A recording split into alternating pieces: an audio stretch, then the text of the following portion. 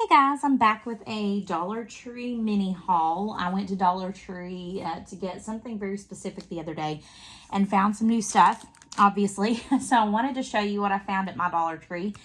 You may be able to find these as well when you go in. So I'm just going to jump right into it and try to make this video a little bit more short and sweet.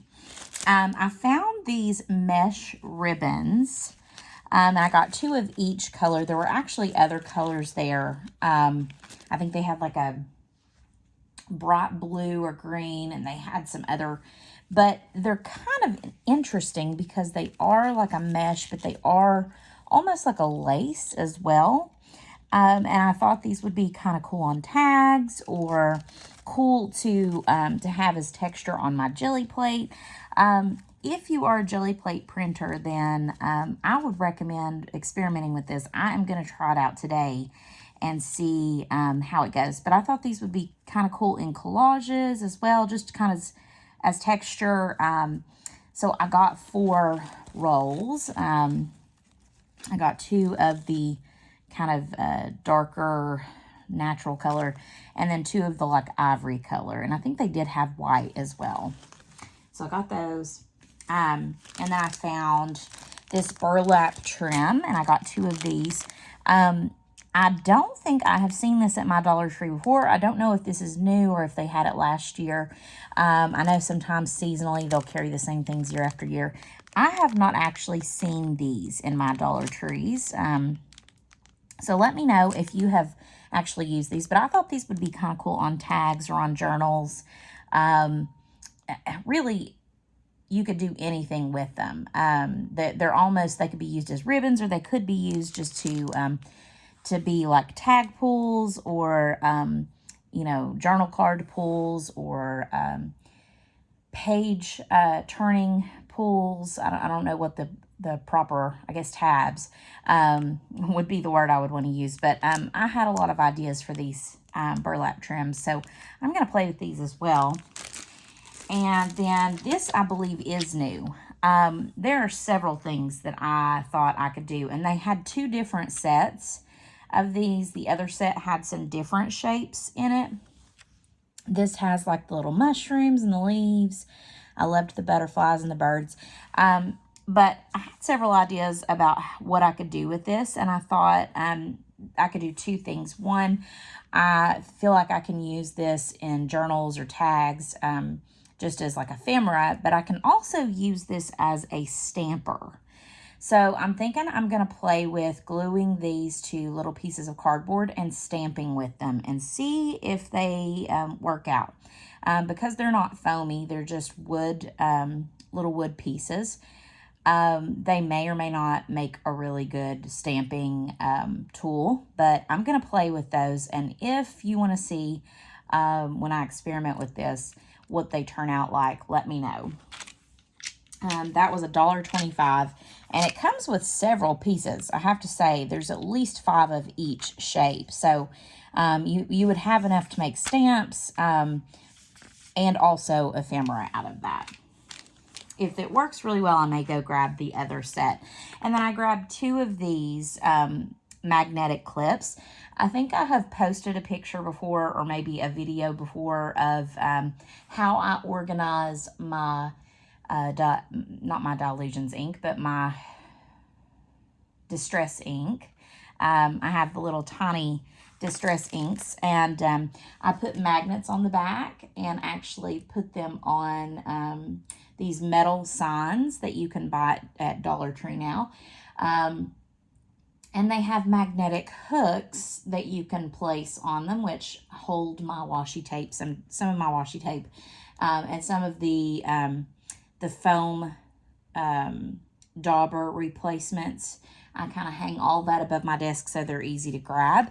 But I saw these magnetic clips, and I thought that this would also be useful for hanging things. And if I have not shown a video of that, because I cannot remember that far back when I was actually putting that up on my wall, let me know, and I would be more than happy to kind of post that for you guys in my feed. But I know that if you follow me on Instagram, there is a picture up on my Instagram.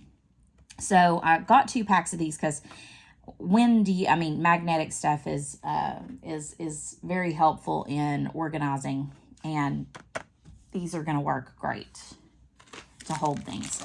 Now, I've said before that I'm doing a project where I am creating canvases out of cardboard, and I was looking for something that I could use to go on the back. For now, I've been using index cards because they're actually pretty thick. Once they dry, they're very sturdy, but they were ugly on the back. So I've been using blank index cards. But I thought when I saw this is perfect, because I was actually looking for wood veneers and balsa wood. I was looking at like a lot of different options. I didn't want to buy, you know, a canvas because mine were kind of shaped oddly just based on, you know, whatever cardboard I had on hand. But these little cardboard sheets, or wood planks, sorry, 6 pieces for $1.25, I think is a good solution. So I bought 1 pack because that's all I could find on the shelf at the moment. And they're just thick enough to be a project plank. So if I wanted to put a project on it, it would have to be this size. But I could cut my cardboard down ahead of time, knowing that that piece would go on the wood backing. And I may do that for some of my more like involved painting projects. But I've been looking for things I could use on the back of those giveaway things that I was going to make. And I've made a bunch of them. And for now, I'm just using the index cards. I am going to play with painting on these and doing some things on these just for my own amusement, because I like to use wood panels, but they're so expensive. So yeah, that's out there. And if these work really well with the gesso and paint that I use, I may consider buying a big bulk shipment of these, because you can order things, I'm sure you already know, on Dollar Tree's website and have it shipped to the store for free. But a lot of their items you have to order in sets of like 24 or 36 or 48. And so if I know I'm going to use a lot of these, I may actually order a bulk. It might be easier that way. I got this little silicone facial mask applicator. I have seen these before and I've never bought them. I actually bought this to use as a painting tool. I really want to try out using it to spread gesso and spread paint, and I can tell it's going to work pretty well just from how I don't want to say sticky, but how sticky it is. It does seem to get really close. And if it works really well, I may go grab some more. But tell me if you have bought this and if you've used it in your art or in your journaling, even just to like spread glue. Did it work? Do you use it regularly? Let me know in the comments. And then I found, I'm a sucker for containers and organization stuff, and I found this pack of 3 button file bags, and honestly, I've needed these for a long time. I actually bought them after kind of forgetting that I bought something else on Amazon, which I can show you right here. I had actually, in another haul video from Goodwill, bought this this binder for 99 cents. It was almost brand new. I mean, it's in really good condition, really cute. And I follow someone on Instagram who had posted that she uses these zip bags that are kind of like this, but they zip on the side instead. And they are for binders. And I bought 2 sets of them. I may return 1 set because I actually have plenty for this binder. And I know this is not a Dollar Tree find, but I wanted to show you why I bought the Dollar Tree find. These little bags I thought would be good for ephemera because they zip open and zip closed. Ephemera or different materials, maybe things I've painted or projects I'm currently working on. This was one set. I actually bought this one set.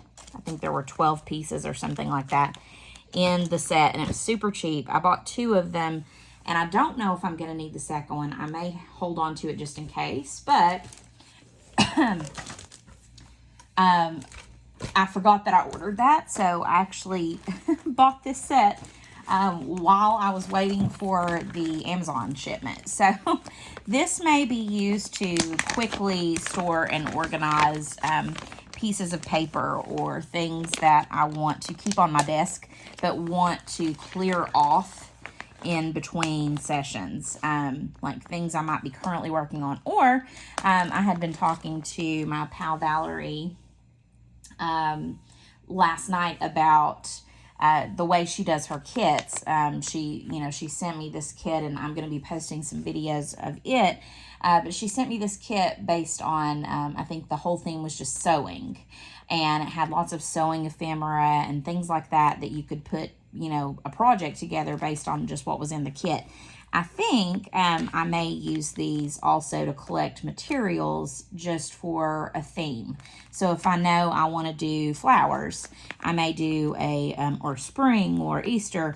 I can collect all those things in one bag and then take it with me wherever I go to collage.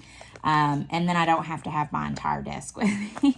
So that's an idea. But if you have ideas or you use these in your craft room, let me know how you store them, because right now I'd have to have almost like something that holds them together. And some of these are going to seem really random.